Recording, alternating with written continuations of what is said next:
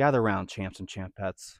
Today we're going to be telling a story, and it's a very sad story, and it's a story we've all been the main character of. We're on hole 18. We have a 19-footer to tie our buddy.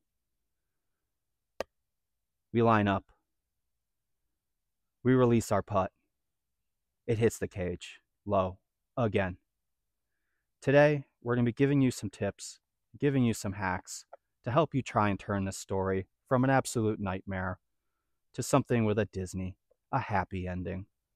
So let's get into it. I'm going to start with the reason I missed low the most when I first started playing, and it's the least obvious thing that comes to mind and the least easy thing to keep track of. And it is that I was focusing on the cage of the basket instead of the chains.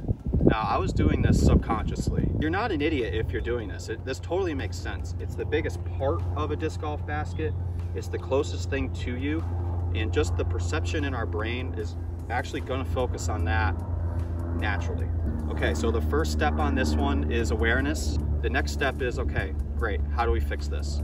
We talked about it in principle number 9. It's one of the most robust findings in sports science. It's the quiet eye period. It's taking a minute before you putt. Focus on those chains. Make an absolute point that you're going to focus for about half a second where you're trying to hit that basket. It seems so simple, but there are so few people that actually do it that it shows up in sports science studies, the people that do it and don't do it, and the elite at every single thing. Darts, golf, bowling, like literally every single sport. The elite athletes have a longer quiet eye period than intermediates. Can I get a quick like? I'm just battling the bugs out here. I might end up with malaria after this, so I appreciate a like on that. You want to see the basket just like this when you're setting up for your putt, when you're getting ready to perform. Only thing you see is center chains. You also might want to check out our product, the Champ Cap Solo. It really helps you practice that quiet eye period and really focus on those center chains to give you the best chance of hitting that putt on 18. The second reason I believe most people miss their putts low is because they're missing their brace. Okay, so when I mentioned brace, we talked about this in principle number 3, bracing in your putt. Let's talk about first how to brace properly in your putt. And it really just has to do with hitting the ball of your foot, pushing away from the earth, pushing the earth away from you while you start your upstroke. So you've done your back, your weight shift back, you're coming forward, the weight is on the ball of your foot as you start your upstroke. Proper brace. So when you miss your brace, that means you have gone, your weight is forward of the ball of your foot, getting more onto your toes now. Then you start your upstroke, and first of all, terrible balance as you can see, and really limits the range of motion and power you have on your upstroke. So let's see some examples. Okay, so here's a proper brace.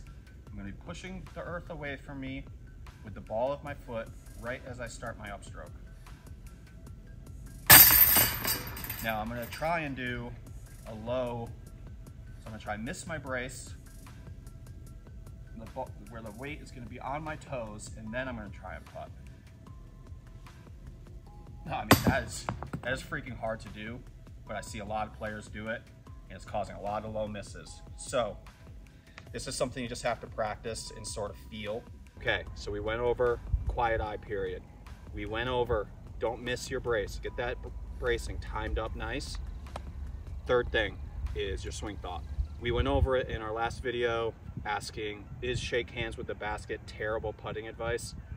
I think so, because it's an internal cue. Internal cues tighten you up, shorten your movements, make you miss low. So we want to be thinking externally. We want to be thinking paint the pole. I think that if you're missing low, painting the pole, the combination of a quiet eye period, timing your brace up right, and painting the pole with that brace is really going to help you stop missing low. The difference with something like paint the pole compared with shake hands with the basket is you're going to open up the basket vertically. And if we're missing low, we want as much verticality as we can get. So we don't want to be thinking too much about the basket this way. We want to be thinking this way. Hopefully these putting tips help you stop missing low so often. Hopefully turn you into a nice, beautiful story. From Norbrook Farm, me and the goats, you know what we have to say to you. We will check you later.